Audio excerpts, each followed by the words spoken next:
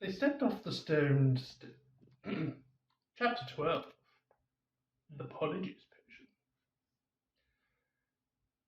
Oh, I've got my window open. They stepped off the stone staircase at the top, and Professor McGonagall rapped on the door.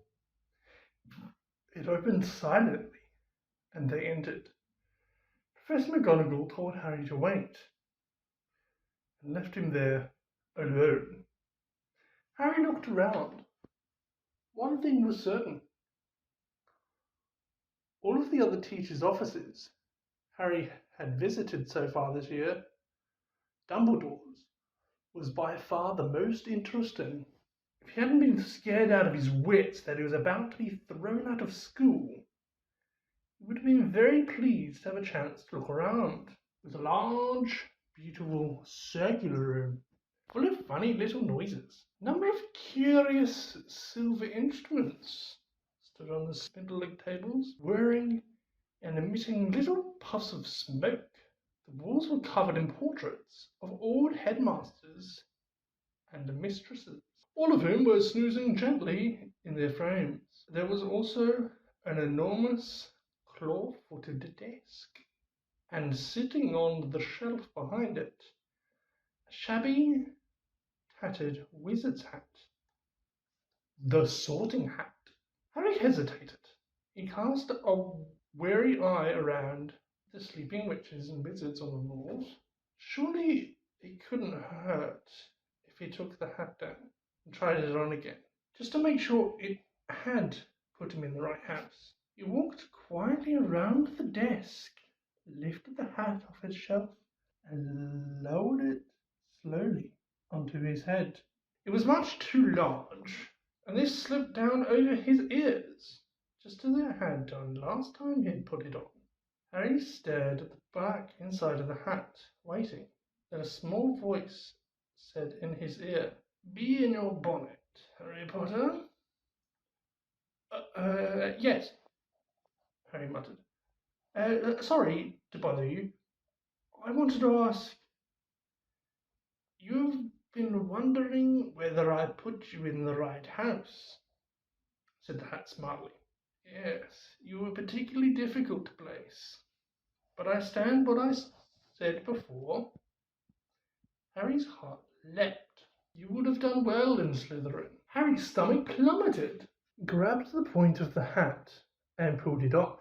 It hung limply in his hand, grubby, faded. Harry pushed it back onto its shelf, feeling sick. "You're wrong," he said aloud to the still and silent hat. It didn't move. Harry backed away, watching it. Then a strange gurgling noise behind him made him wheel around. He wasn't alone after all. Standing on a golden perch bench behind the door was a decrepit-looking bird, which resembled a half-plucked turkey. Harry stared at it, and the bird looked bafflingly back, making its gurgling noises again. Harry thought it looked very ill. Its eyes were dull. Even as Harry watched, a couple more feathers fell off its tail. Harry was just thinking that all he needed was for Dumbledore's pet bird to die while he was alone in the office, when the bird burst into flames. Harry yelled in shock and backed away into the desk. He looked feverishly around in case there was a glass of water somewhere, but he couldn't see one.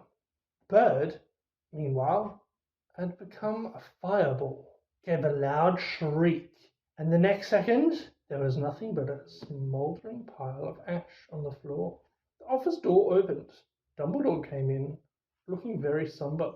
"Professor," Harry gasped, "your bird, I couldn't do anything. He just caught fire." To Harry's astonishment, Dumbledore smiled. "About time, too," he said. "It's been looking dreadful for days. I've been telling him to get a move on." He chuckled at the stunned look on Harry's face. "Fawkes is a phoenix, Harry. Phoenixes burst into flame when it is time for them to die. and a reborn from the ashes. Harry looked down in time to see a tiny, wrinkled, newborn bird poke its head out of the ashes. It was quite as ugly as the old one. It's a shame you had to see him on a burning day, said Dumbledore, seating himself behind his desk. He's really very handsome most of the time. Wonderful red and gold plumage, fascinating creatures, phoenixes. They can carry immensely heavy loads. Their tears have healing powers, and they make highly faithful pets. In the shock of Fawkes catching fire, Harry had forgotten what he was there for. But it all came back to him as Dumbledore settled himself in the high-backed chair behind the desk and fixed Harry with a penetrating light blue stare. Before Dumbledore could speak another word, however, the door of the office flew open with an almighty bang, and Hagrid burst in, a wild look in his eyes, his balaclava perched on top of his shaggy black head, and the dead rooster still swinging from his hand. "It wasn't Harry, Professor Dumbledore," said Hagrid urgently. "I was talking to him a few seconds before that kid was found." "You never had time, sir." Dumbledore tried to say something, but Hagrid went ranting on, waving the rooster around in his aggravation, sending feathers everywhere. "It can't be him. I'll swear in front of the Ministry of Magic if I have to." "Hagrid, You got the wrong boy, sir. I know Harry never—" "Hagrid," said Dumbledore sadly, "I do not think that Harry attacked those people." "Oh," said Hagrid, the rooster falling limply at his side. "Right. I'll wait outside then, Headmaster." He stumped out, looking embarrassed. "You don't think it was me, Professor?" Harry repeated hopefully, and Dumbledore brushed the rooster feathers off his desk. "No, Harry, I don't," said Dumbledore through his face, though his face was somber again. "But I still want to talk to you." Harry waited nervously while Dumbledore considered them, the tips of his long fingers together. "I must ask you, Harry, whether there's anything you'd like to tell me," he said gently. "Anything at all." Harry didn't know what to say. He thought of Malfoy shouting, "You be next, mudbloods," and the Polyjuice Potion simmering away in Moaning Myrtle's bathroom. Then he thought of the disembodied voice he'd heard twice and remembered what Ron had said. Hearing voices no one else can hear isn't a good sign. Even in the wizarding world, he thought too, about what everyone was saying about him, and his growing dread that he was somehow connected to Salazar Slytherin. "No," said Harry, "there isn't anything, Professor." The double attack on Jocelyn and Nearly Headless Nick turned what he thought had been nervousness into real panic. Curiously, it was Nearly Headless Nick's fate that seemed to worry people most. What could possibly do that to a ghost? People asked each other, what terrible power could harm someone who was already dead? There was almost a stampede to book seats on the Hogwarts Express so that students could go home for Christmas. "At this rate, we'll be the only ones left," Ron told Harry and Hermione. "Ask Malfoy, Crabbe and Goyle. What a jolly holiday it's going to be." Crabbe and Goyle, who always did whatever Malfoy did, had signed up to stay on over the holidays too. But Harry was glad that most people were leaving. He was tired of people skirting around him in the corridors, as though he was about to sprout fangs or spit poison. Tired of all the muttering, pointing, and hissing as he passed. Fred and George, however, found all this very funny. They went out of their way to march ahead of Harry down the corridors, shouting, "Make way for the heir of Slytherin! Seriously evil wizard coming through." Percy was deeply disapproving of this behavior. "It's not a laughing matter," he said coldly. "I'll get out of the way, Percy," said Fred. "Harry's in a hurry." "Yeah, he's nipping off to the Chamber of Secrets for a cup of tea with his fanged servant," said George courteously. Ginny didn't find it amusing either. "Oh, don't!" she wailed every time Fred asked Harry loudly who he was planning to attack next, or George pretended to ward Harry off with a large clove of garlic when they met. George, at least, thought the idea of being Slytherin's heir was quite ludicrous, but their antics seemed to be aggravating Draco Malfoy, who looked increasingly sour each time he saw them at it. "It's because he's bursting to say it's really him," said Ron knowingly. "You know how he hates anyone beating him and anything, and you're getting all the credit for all his dirty work." "Not for long," said Hermione in a satisfied tone.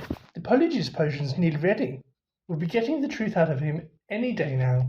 At last the term ended, and a silence deep as the snow on the grounds descended on the castle. Harry found it peaceful rather than gloomy, and enjoyed the fact that he, Hermione, and the Weasleys had the run of Gryffindor Tower, which meant they could play Exploding Snap loudly without bothering anyone, and practice dueling in private. Fred, George, and Ginny had chosen to stay at school rather than visit Bill in Egypt with Mr. and Mrs. Weasley. Percy, who disapproved of what he termed their childish behavior, didn't spend much time in the Gryffindor common room. He'd already told them pompously that he was only staying over Christmas because it was his duty as a prefect to support the teachers during this troubled time. Christmas morning dawned, cold and white. Harry and Ron, the only ones left in the dormitory, were woken very early by Hermione, who burst in, fully dressed and carrying presents for them both. "Wake up," she said loudly, pulling back their curtains at the window. "Hermione, you're not supposed to be in here," said Ron, shielding his eyes against the light. "Merry Christmas to you too," said Hermione, throwing him his present. "I've been up nearly an hour, adding more lace-wing flies to the potion. It's ready." Harry sat up suddenly, wide awake. "Are you sure?" "Positive," said Hermione, shifting Scabbers the rat so that she could sit down on the end of his four-poster. "If we're going to do it, I say it should be tonight." At that moment, Hedwig swooped into the room, carrying a very small package in her beak. "Hello," said Harry happily as she landed on his bed. "Are you speaking to me again?" She nibbled his ear in an affectionate sort of way, which was a far better present than the one which she'd brought him, which turned out to be from the Dursleys. They sent Harry a toothpick and a note telling him to find out whether he's able to stay at Hogwarts for the summer holidays too. The rest of Harry's Christmas presents were far more satisfactory. Hagrid sent him a large tin of treacle fudge, which Harry decided to soften by the fire before eating. Ron had given him a book called Flying with the Cannons, a book of interesting facts about his favorite Quidditch team, and Hermione bought him a luxury eagle feather quill. Harry opened the last present to find a new hand-knitted jumper from Mrs. Weasley and a large plum cake.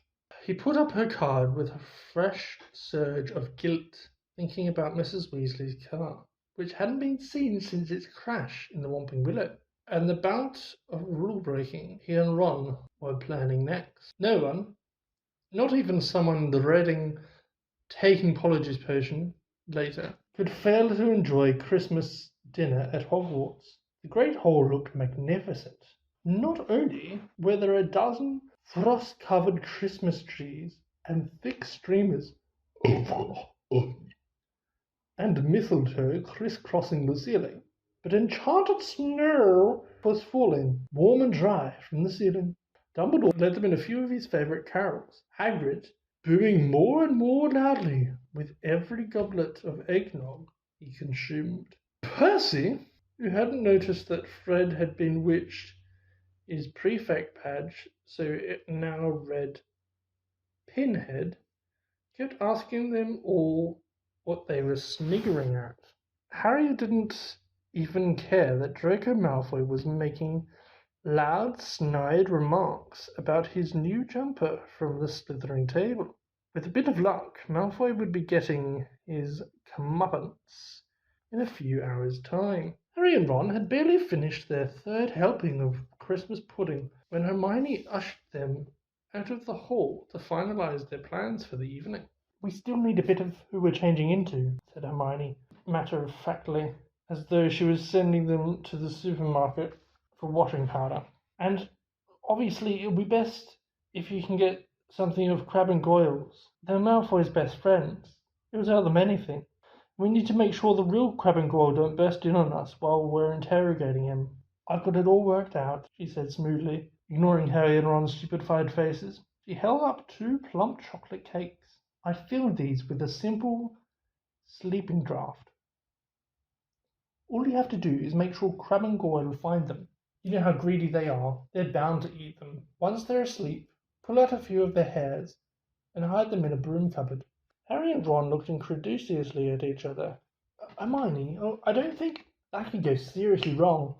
But Hermione had a stealing glint in her eye, not unlike the one Professor McGonagall sometimes had. "The potion will be useless without Crabbe and Goyle's hair," she said sternly. "You do want to investigate Malfoy, don't you?" "Oh, all right," said Harry. "But what about you? Whose hair are you ripping out?" "I've already got mine," said Hermione brightly, pulling a tiny bottle out of her pocket and showing them the single hair inside. "Remember Millicent Bulstrode wrestling with me at the dueling club? She left this in my robes when she was trying to strangle me, and now she's gone home for Christmas. So I'll have to tell the Slytherins I've decided to come back."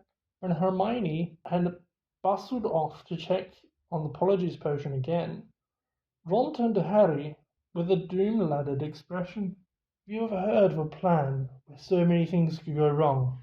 But to Harry and Ron's utter amazement, stage 1 of the operation went just as smoothly as Hermione had said. They lurked in the deserted entrance hall after Christmas tea, waiting for Crabbe and Goyle, who remained alone at the Slytherin table, shoveling down 4th helpings of trifle. Harry had perched the chocolate cakes on the end of the banisters when they spotted Crabbe and Goyle coming out of the great hall. Harry and Ron hid quickly behind a suit of armor next to the front door. "How thick can he get?" Ron whispered ecstatically, as Crabbe gleefully pointed out the cakes to Goyle and grabbed them. Grinning stupidly, they stuffed the cakes whole into their large mouths. For a moment, both of them chewed greedily, looks of triumph on their faces. Then, without the smallest change of expression, they both knelt over backwards onto the floor. Much the most difficult bit was hiding them in the cupboard across the hall. Once they were safely stowed among the buckets and mops, Harry yanked a couple of bristles that covered Goyle's forehead, and Ron pulled out several of Crabbe's hairs. They also stole their shoes, because their own were far too small for Crabbe and Goyle's sized feet. Then, stunned at what they had just done, they sprinted up to Moaning Myrtle's bathroom. They could hardly see for the thick black smoke issuing from the cubicle in which Hermione was stirring the cauldron. Pulling their robes over their faces, Harry and Ron knocked softly on the door. "Hermione!" They heard the scrape of the lock, and Hermione emerged, shiny-faced and looking anxious. Behind her they heard a gloop, gloop of bubbling, treacle-thick potion. 3 glass tumblers stood ready on the toilet seat. "Did you get them?" Hermione asked breathlessly. Harry showed her Goyle's hair. "Good. Then I sneaked the spare robes out of the laundry," Hermione said, holding up a small sack. "You'll need bigger sizes once you're Crabbe and Goyle."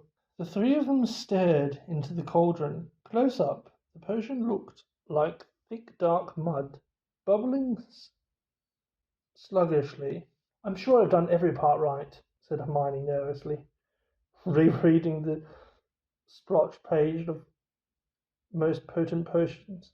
"It looks like the book says it should, once we've drunk it, we'll have exactly an hour before we change back into ourselves. Now what?" Ron whispered. "We separate it into 3 glasses and add the hairs." Hermione ladled large dollops of the potion into each of their glasses. Then, her hand trembling, she shook Millicent Bulstrode's hair out of its bottle into the first glass. The potion hissed loudly, like a boiling kettle, and frothed madly. A second later, it had turned into a sick sort of yellow. Ugh! Essence of Millicent Bulstrode, said Ron, eyeing it with loathing. But it tastes disgusting. And yours then? Said Hermione. Harry dropped Goyle's hair into the middle of his glass, and Ron put Crabbe's into the last one. Both glasses hissed and frothed. Goyle's turned into a cakey colour of burgundy. Crabbe's a dark, murky brown. Hang on, said Harry, as Ron and Hermione reached for their glasses. We'd better not drink them in here. Once we turn into Crabbe and Goyle, we won't fit. And Millicent Bulstrode's no pixie. Good thinking, said Ron, unlocking the door. We'll take separate cubicles. Careful not to spill a drop of his Polyjuice Potion. Harry slipped into the middle cubicle. Ready? He called. Ready. Ready, came Ron and Hermione's voices. 1, 2, 3. Pinching his nose, Harry drank the potion down in 2 large gulps, and it tasted like overcooked cabbage. Immediately his insides started writhing, as though he'd just swallowed live snakes. Doubled up, he wondered whether he was going to be sick. Then a burning sensation spread rapidly from his stomach to the very ends of his fingers and toes. Next, bringing him gasping to all fours, came a horrible melting feeling, as the skin all over his body bubbled like hot wax, and before his eyes his hands began to grow. The fingers thickened, the nails broadened, and the knuckles were bulging like bolts. His shoulders stretched painfully, and a prickling on his forehead told him that hair was creeping down towards his eyebrows. His robes ripped as his chest expanded like a barrel, bursting in. His feet were agony in shoes 4 sizes too small. As suddenly it had started, everything stopped. Harry lay face down on the cold stone floor, listening to Myrtle gurgle morosely in the toilet. With difficulty, he kicked off his shoes and stood up. So this is what it felt like, being Goyle. His large hands trembling, he pulled off his old robes, which were hanging 30 centimeters above his ankles, pulled on the spare ones, and laced up Goyle's boat-like shoes. He reached up to brush his hair out of his eyes, and met only the short growth of worry bristles low on his forehead. Then he realized that his glasses were clouding his eyes, because Goyle obviously didn't need them. He took them off and called, "You two okay?"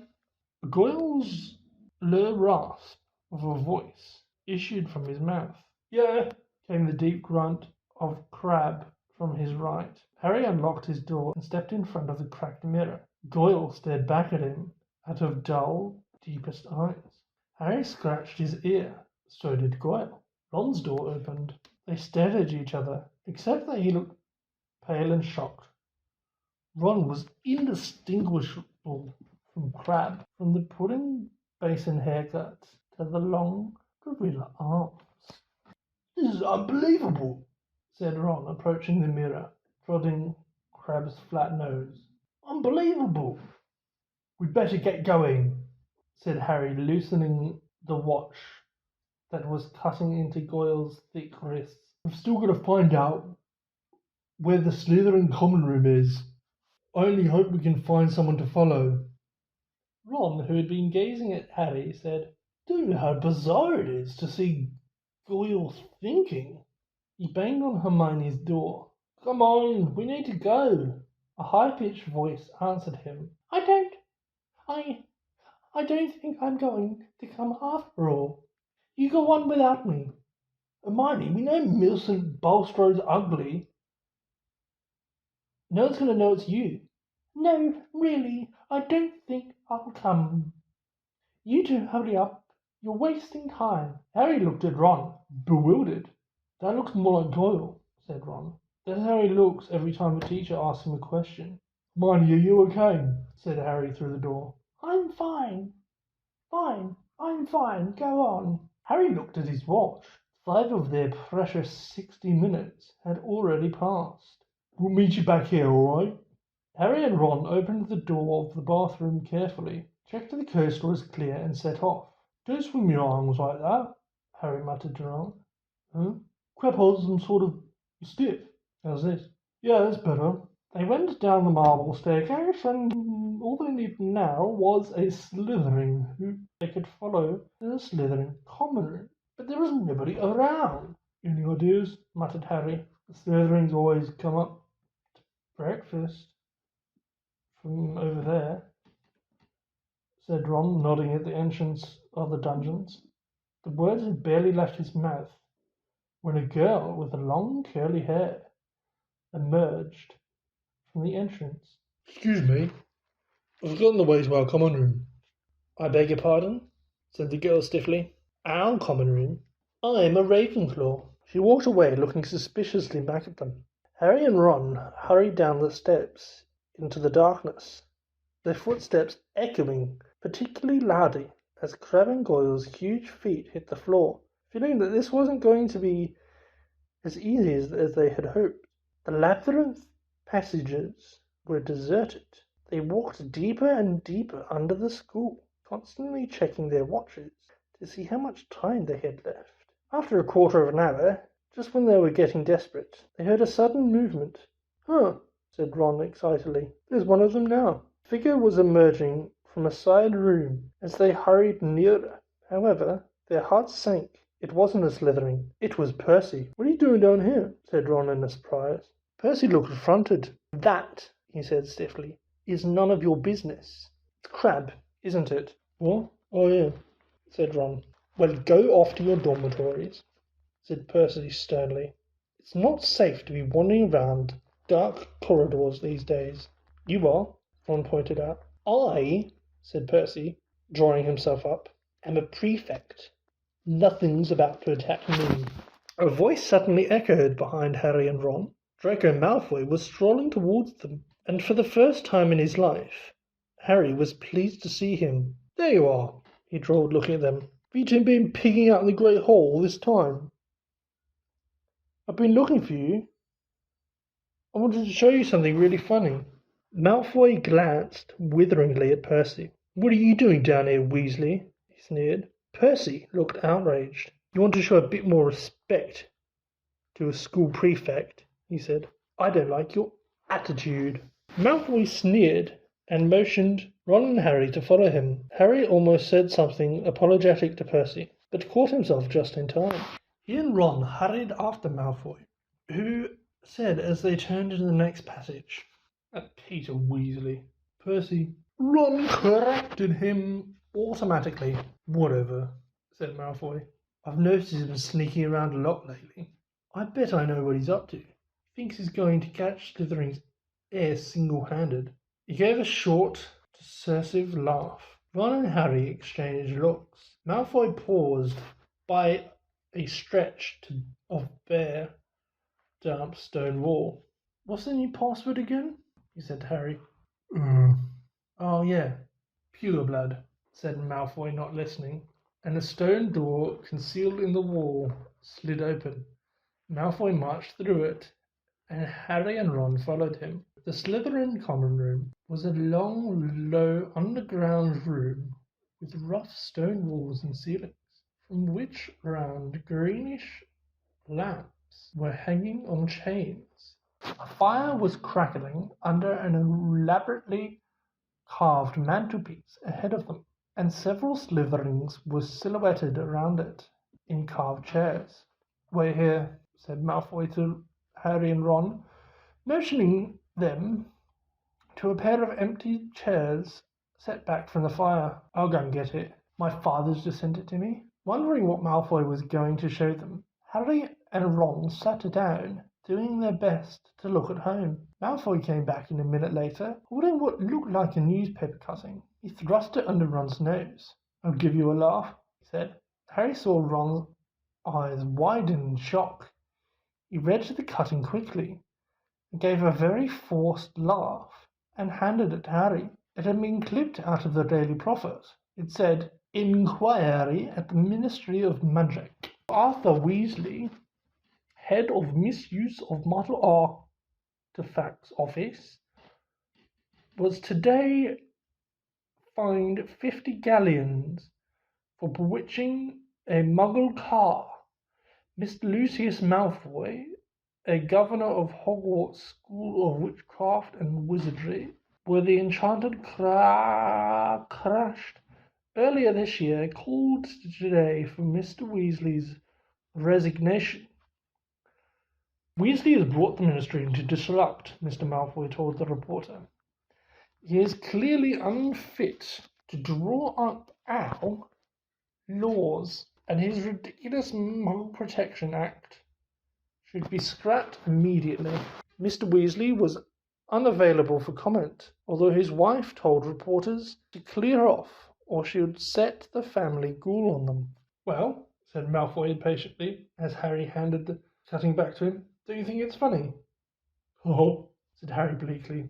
"Arthur Weasley loves Muggles so much he should snap his wand in half and go enjoy them," said Malfoy scornfully. "You'd never know the Weasleys were purebloods, the way they behave." Ron's, or rather Crabbe's, face was contracted with fury. "What's up with you, Crabbe?" snapped Malfoy. "Stomachache," Ron grunted. "Well, go up to the hospital wing and give all those mudbloods a kick for me," said Malfoy, snickering. "You know, I'm surprised the Daily Prophet hasn't reported all these attacks yet," he went on thoughtfully. "I suppose Dumbledore's trying to hush it all up. He'll be sacked if he doesn't stop soon. Father's always said Dumbledore's the worst thing that ever happened to this place. He loves Muggleborns. A decent headmaster would never let slime like Creevy in." Malfoy started taking pictures with an imaginary camera and did a cruel but accurate impression of Colin. "Potter, can I have a picture, Potter? Can I have your autograph? Can I lick your shoes, please, Potter?" He dropped his hands and looked at Harry and Ron. "What's the matter with you two?" Far too late, Harry and Ron forced themselves to laugh, but Malfoy seemed satisfied. Perhaps Crabbe and Goyle were always slow on the uptake. "Saint Potter, the mudblood's friend," said Malfoy slowly. "He's another one with no proper wizard feeling, or he wouldn't go around with that jumped-up Granger mudblood, and people think he's Slytherin's heir." Harry and Ron waited with bated breath. Malfoy was surely seconds away from telling them it was him. But then, "I wish I knew who it was," said Malfoy petulantly. "I could help them." Ron's jaw dropped, so that Crabbe's face looked even more gormless than usual. Fortunately, Malfoy didn't notice, and Harry, thinking fast, said, "You must have some idea who's behind it all." "No, I haven't, Goyle. How many times do I have to tell you?" snapped Malfoy. "And Father won't tell me anything about the last time the chamber was opened either. Of course, it was 50 years ago, so it was before his time, but he knows all about it. And he says that it was all kept quiet, and I'll look suspicious if I know too much about it. But I know one thing. Last time the Chamber of Secrets was opened, a mudblood died. So I bet it's just a matter of time before one of them's killed this time. I hope it's Granger," he said with relish. Ron was clenching Crabbe's gigantic fist, feeling that it would be a bit of a giveaway if Ron punched Malfoy. Harry shot him a warning look and said, "Do you know if the person who opened the chamber last time was caught?" "Oh, yeah. Whoever it was expelled," said Malfoy. "They're probably still in Azkaban." "Azkaban?" said Harry, puzzled. "Azkaban? The wizard prison, Goyle?" Malfoy looking at him in disbelief. "Honestly, if you were any slower, you'd be going backwards." He shifted relentlessly in his chair and said, "Father says to keep my head down and let the heir of Slytherin get on with it. He says the school needs ridding of all the mudblood filth, but not to get mixed up in it." Of course, he's got a lot on his plate at the moment. You know the Ministry of Magic raided our manor last week? Harry tried to force Goyle's dull face into a look of concern. Yeah, said Malfoy. Luckily they didn't find much. Father got some very valuable dark art stuff. But luckily we've got our own secret chamber under the drawing room floor. Oh, said Ron. Malfoy looked at him. So did Harry. Ron blushed. Even his hair was turning red. His nose was also slowly lengthening. The hour was up. Ron was turning back into himself, and from the look of horror he was suddenly giving Harry, he must be too. They jumped to their feet. Medicine for my stomach, Ron grunted, and without further ado, they sprinted the length of the Slytherin's common room, and hurled themselves at the stone wall and dashed up the passage, hoping against hope. Malfoy hadn't noticed anything. Harry could feel his feet slipping in Goyle's huge shoes, and had to hoist up his robes as he shrank. They crashed up the steps into the dark entrance hall, which was full of muffled pounding, coming from the cupboard where they'd locked Crabbe and Goyle. Leaving their shoes outside the cupboard door, they sprinted in their socks up the marble staircase towards Moaning Myrtle's bathroom. Well, it wasn't a complete waste of time, said Ron, panted, closing the bathroom door behind them. I know we still haven't found out who's doing the attacks, but I'm going to write to Dad tomorrow and tell him to check under Malfoy's drawing room. Harry checked his face in the cracked mirror. He was back to normal. He put his glasses on as Ron hammered on the door of Hermione's cubicle. Hermione, come out, I've got loads to tell you. Go away, Hermione squeaked. Harry and Ron looked at each other. What's the matter? Said Ron. You must be back to normal by now. We are. But Moaning Myrtle glided suddenly through the cubicle door. Harry hadn't never seen her looking so happy. Wait till you see, she said. It's awful. They heard the lock slide back, and Hermione emerged, sobbing. Her robes pulled up over her head. What's up? Said Ron uncertainly. Have you still got Millicent's nose or something? Hermione let her robes fall, and Ron backed into the sink. Her face was covered in black fur. Her eyes had gone yellow, and there were long pointed ears pointing through her hair. I was a cat. It was cat hair, she howled. Millicent Bulstrode, master, have a cat. And the potion isn't supposed to be used for animal transformations. Said Ron. You will tease something dreadful, said Myrtle happily. It's okay, Hermione, said Harry quickly. We'll have to take you to the hospital then. Madame Pomfrey never asked too many questions. It took a long time to persuade Hermione to leave the bathroom. Moaning Myrtle sped on their way with a hearty cough. Wait until everyone finds out you've got a tail. My question is, what happens when Crabbe and Goyle wake up? Because Malfoy will be expecting Crabbe, I think, to have a stomachache. And Crabbe doesn't know about the stomachache. I guess they fell asleep or they were drugged. So they kind of works. Like they probably he's fine and they're really dumb.